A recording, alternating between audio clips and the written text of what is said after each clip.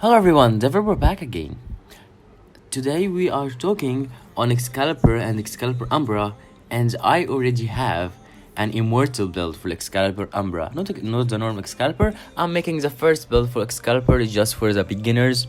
So I'm ready, and I hope you are ready for the 7 minutes of the build. Let's begin. We have the passive, which Excalibur deals 10% damage and deal 10% attack speed faster while holding a sword. Excalibur Umbra passive is the same passive of the normal Excalibur, but when you get out of the operator, he fights with you. He doesn't stand like the other Warframes. We have the first ability, which dash between enemies while slashing with Excalibur Blade, and this have efficiency, okay? This efficiency increased by spamming it on multiple enemies or on a single enemy. We have the second ability, which is Radial Blind.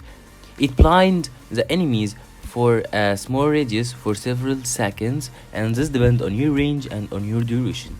We have the third ability, which is Radial Javelin, which is launch javelins toward enemies, dealing high damage and impacting them to walls, and this increase by using strength and range, so damage increase and range increase. We have the ultimate, which is Exalted Blade. He summon a sword, okay, and this sword have build, its own build, and I will show you the builds. And it affected by strength and some duration. If you want to make the energy drain per second, for sure less, and some efficiency if you want the drain become low drain, won't take too much energy. And for sure you can blind it, and it affected by range because there's a blind radius and blind duration for sure. It have duration for it, and that's it. Okay, let's go to the build. And here's the build. So I will start with the Umbra build first, and then I will go to the normal Excalibur.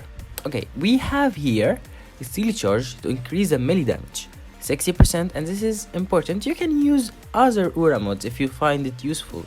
This build is not you have to put it like what I said. You can overwrite it like what you want. Anyway, we have 60%, as I told you, melee damage for the Aura, and this is great because you give your allies to 60% damage. We have Handspring for fast recovery knockdown. We have Umbral Intensify for ability strength. We have Umbral Viper for armor. We have Umbral Vitality, and this mod stack on each other, so you have to place the 3 mods. But this is not in the Umbral only. We don't use it on the normal because I make the normal one for the beginners. And if you have Umbra Excalibur, so it's not important to make the normal build. I will make it just for beginners. Okay, we have adaptation, and this is the biggest question why I'm using adaptation, because it have 10% resistance to that damage type for 20 seconds, stacks up to 90%, and this is amazing because you have 90% resistance to any damage type you are going to take, and this is great. You are not dying. We have Transit Fortitude, and if you are not happy with Transit Fortitude, you can use maybe Primate Continuity. You can use other stuff. You can use Streamline if you would like to, and make it another forma. It's your personal preference. I told you can override the build. So we have Chromatic Blades, the Argument, which is great, way too great, because if you change your color of energy, it change it to elemental damage, toxin, frost, electricity, and what is the last one? And fire. Okay, so this is great, and you can use another elemental mod on your Umbral or the ultimate thing is a melee of your ultimate, which is great because you can make another elemental damage for your ultimate, and this is amazing. We have Hunter Adrenaline, which is convert 45% of damage on health to energy, and this is amazing.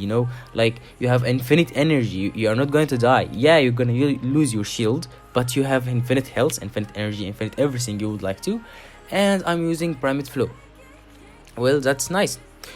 So this is the Umbra build, and I'm using Arcane Guardian. Please max the Arcane Guardian because you're gonna take too much armor. You need too much armor. And I'm using Arcane Strike for increasing the melee attack speed for just a short period of time. And this is amazing, or not amazing. It's like it's normal, but if you can change it to another stuff you would like to, it's your personal preference. You can override the build if you'd like to. we can go to Excaliber, the normal Excaliber. Okay, there it is. Okay, I'm using for Excalibur. This is a beginner build. Okay, you can skip this part if you'd like to. Anyway, I'm using Steel Charge. I'm using Streamline, just to make the ability efficiency. And for the beginners, you can use this Streamline. You cannot use like maxed well. Yeah. Okay, there it is. So this is enough. This is Streamline is enough. There is a stretch for ability range. Some stretch. I'm using Fleeting Expertise, Chromatic Blade. For sure, you need this argument, Transit Fortitude, Energy Conversion.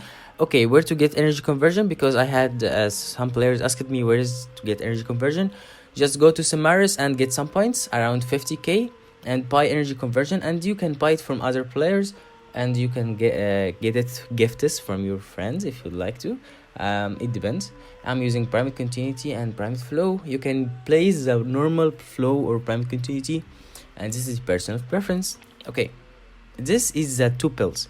Now we go to the melee build. Okay, for the normal one, I'm using Primate Pressure Point for damage. I'm using Condition Overload to increase the melee damage, and this mode is important for some melees, like 75% of the melees depend on this mod. I'm using True Steel for some critical chance.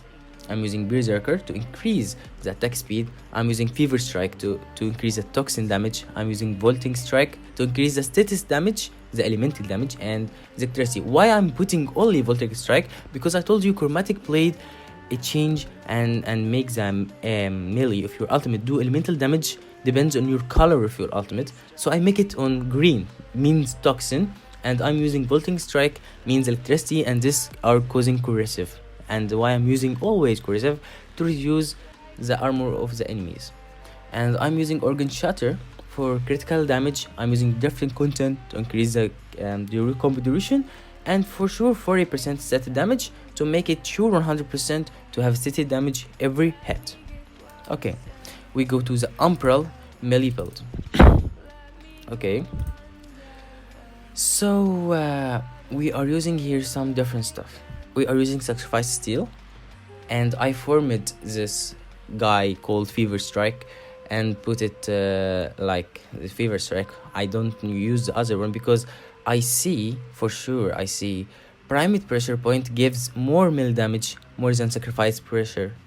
I see it's not important. I see Primary Pressure Point do more. Anyway, it's my opinion, and I see it true. So I'm using Fever Strike, Toxin, 90% Toxin, to give you more Toxin stuff. And for sure, Chromatic Blade affected. I'm affecting the Toxin much more, just increase the elemental damage. I'm using Berserker for sure, for just attack speed. I'm using Condition Overload for the same reason I told you. I'm using Primate Pressure Point to increase the melee damage. I'm using Vaulting Strike to increase the elemental and the melee damage, and the state damage. I'm sorry, electricity and stance damage. And I'm using Healing Return. Okay, this mod is great. Okay, it restores 11 health per status type affected the target. So for sure you are gonna have a lot of targets. So imagine stacking way too much static damage on a lot of enemies. So you have infinite healing. That's great. And I'm using Organ Shatter, 90% critical damage. Okay, so that's enough for today, and I hope you guys like the video, and like and subscribe, and see ya around.